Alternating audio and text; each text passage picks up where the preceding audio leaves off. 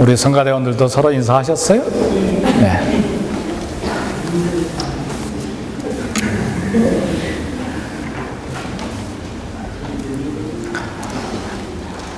지나간 좀 썰렁한 이야기인데 방송국 프로그램 중에 이게 부부가 나와서 손짓 발짓 해가지고 낱말 맞히는 거 있잖아요. 그래 한 부부가 나왔는데 부부관계를 손짓 발짓을 하는데 정답은 천생연분인데 평생 왼수입니다. 근데 사실은 원수는 미움의 대상이 아니고 사랑의 대상입니다. 왜냐하면 우리 주님께서 내 원수를 사랑하라 말씀하셨기 때문에 우리 원수는 사랑의 대상입니다. 그러나 실제로 우리 성도의 삶 속에서 원수를 사랑한다는 것은 거대한 성벽만큼이나 어려움을 느낍니다.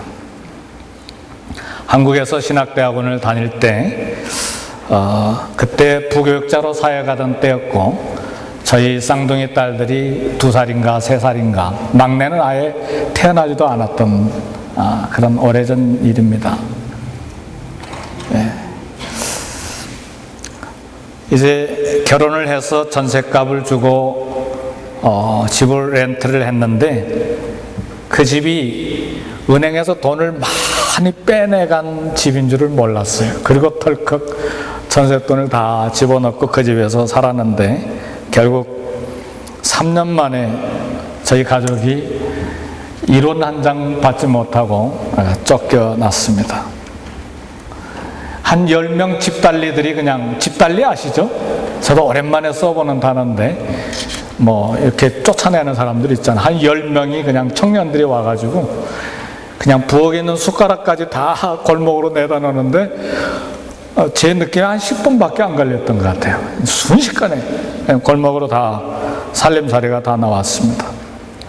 굉장히 충격을 받았는데 아내는 골목에 내팽개쳐진 이 살림살이를 보면서 통곡하고 울었어요. 저는 하나님께 드리고 싶은 질문이 많았습니다. 결혼할 때 아버지가 난생 처음으로 큰 목돈, 난생 처음 받은 목돈입니다.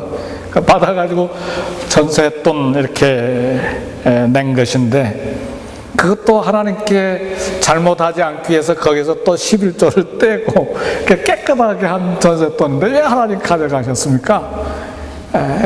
궁금증이 많이 있었어요. 왜 이런 사고가 생겼을까? 첫 번째로 즉각적으로 깨달은 것은 뭐였느냐면 선교사로 헌신하겠다고 하나님 앞에 약속을 했는데 아주 까마득하게 잃어버렸어요. 까마득하게. 여의도 광장에서 빌리그레함 목사님께서 선교사로 나갈 사람 일어나세요 해서 제가 고등학교 졸업하고 거기 참석했었기 때문에 번쩍 일어나가지고 선교사 가겠습니다 그랬거든요. 늘 신학대학원 다닐 때까지 까마득하게 까먹은 거죠. 그래서 재빨리 회개하고 선교사로 나갈 준비를 했습니다. 근데 다음으로 깨달은 것이 이제 선교사의 돈에 대한 이제 자세로 훈련하시는 하나님의 손길을 깨달았는데 아무리 11조를 떼고 남은 돈이라도 그건 하나님 것이다. 그걸 제가 아주 강하게 훈련을 받았어요. 두 번째는 선교는 돈으로 하는 것이 아니고 하나님을 신뢰함으로 하는 것이다. 두 번째로 배운 돈에 대한 훈련이었습니다. 그 집에서 쫓겨나기까지 3년 동안 겪었던 긴장, 그 혹독한 훈련. 왜냐하면 청와대까지 편지 썼거든요. 국회의원에도 편지 쓰고 이 문제 해결해 달라고. 근데 그냥 다 쫓겨나 버렸으니 이 3년 동안 기다리는 동안에 얼마나 이 훈련이 셌는지. 선교사 18년 동안 하나님 앞에서 돈을 다루는 일을 비교적 잘 감당할 수 있었던 그런 훈련이 됐습니다. 할렐루야, 아멘. 저는 감사하는데 여러분은 어떻게 느꼈는지 모르지만 저는 굉장히 감사하게 생각합니다.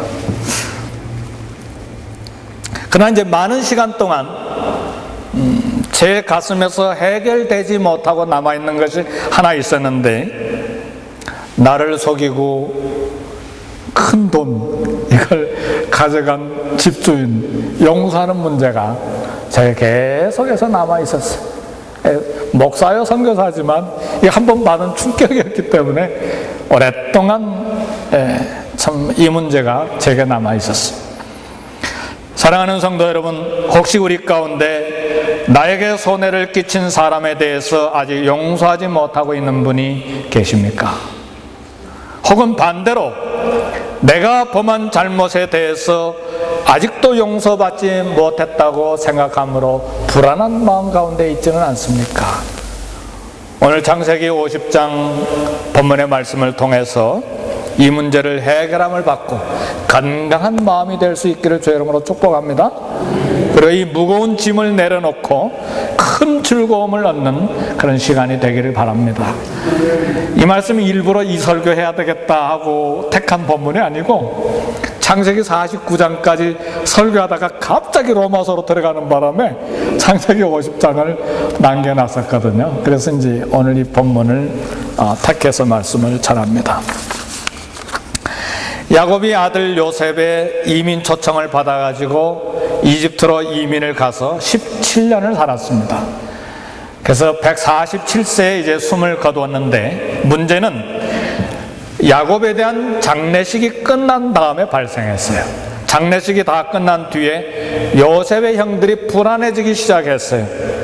오늘 본문 15절에 보니까 요셉의 형제들이 그 아비가 죽었음을 보고 말하되 요셉이 혹시 우리를 미워하여 우리가 그에게 행한 모든 악을 다 갚지나 아니할까 하고.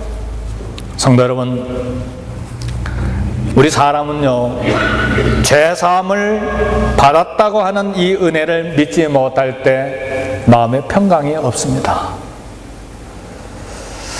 분명히 요셉의 형들은 동생 요셉을 이집트로 팔아넘긴 인신매매범들입니다.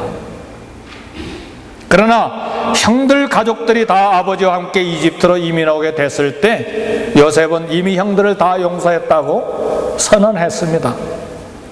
불행하게도 형들은 요셉이 그들을 용서했다는 말을 믿지 못하고 불안한 가운데 살았어요. 형들은 용서받았다는 사실을 믿지 못한 채 불안에 떨고 살아왔다는 사실이죠. 용서받지 못한 과거가 있으면 현재가 불안한 것입니다. 교회에 나오면서도 불안하고 새벽 기도에 참석하면서도 여전히 불안해요. 그래서 어떤 분들은 그 불안이 계속해서 있기 때문에 이 하나님과의 관계에서 해결되지 못한 불안이 마음속에 있기 때문에 내가 언제 교통사고를 당할 거야? 내 사업이 언젠가는 한번 망하게 될 거야? 내 자녀들 중에 큰 사고가 일어날 거야? 오늘 그런 생각을 가지고 있는 성도님들이 혹시 있다면 그 모든 염려를 다 내려놓으시기를 주의 이름으로 축복합니다. 의외로 예수님을 믿고 있으면서도 그런 생각을 가진 사람들이 많아요.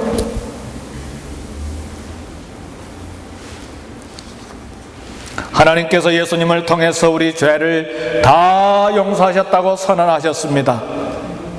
예수님을 믿으면서도 이 용서의 사실을 믿지 못한다면 나는 계속해서 불안과 그리고 두려움 속에서 살 수밖에 없어요. 예수님의 이름으로 나의 과거가 다 용서되었음을 믿기를 바랍니다. 하나님의 입에서 나오는 말씀이에요. 신실하신, 약속에 성실하신 하나님께서 하신 말씀이에요. 과거가 우리를 괴롭히도록 허용해서는 안 됩니다. 기억하기 싫은 과거, 수치스러운 과거를 다 잊어버리기를 바랍니다. 혹시라도 예수님은 벌써 다 나를 용서하셨는데 나 자신 스스로가 나를 용서하지 못하고 있습니까? 이건 큰 교만입니다.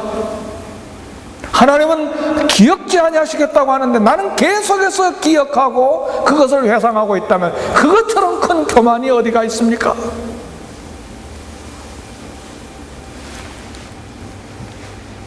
용서받았음을 확신하면 우리 마음속에 기쁨과 평안이 넘쳐나게 됩니다. 그리고 우리 영혼이 사슴처럼 뛰는 가벼움과 놀라운 즐거움에 노래가 우리 가슴 속에서 터져나오게 되는 거예요. 우리 주님 말씀 기억하시기를 바랍니다. 나의 평안을 너희에게 주노라. 내가 너희에게 주는 것은 세상이 주는 것 같지 아니하니라. 너희는 마음에 근심도 말고 두려워하지도 말지니라. 담대하고 그리고 예수님의 피로 용서받은 하나님의 자녀인 것을 확신하시기를 주의 이름으로 축복합니다. 사망에서 생명으로 옮겨진 하나님 나라의 시민권을 가진 하나님 나라의 시민들이에요.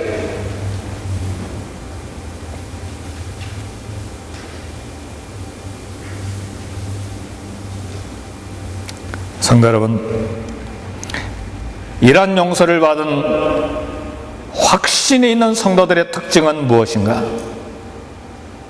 우리에게 불편함을 가져다주고 우리에게 손해를 끼치고 우리에게 원수라고 하는 사람들을 용서하고 이제 화목하기를 힘쓰게 되는 것입니다.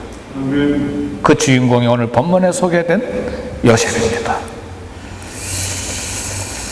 하나님의 사람들의 특징은 화평을 도모하는 것입니다. 불안과 두려움에 사로잡힌 형들이 사람들을 동생 요셉에게 보내서 이런 말을 전했어요. 그것이 16절, 17절 말씀입니다.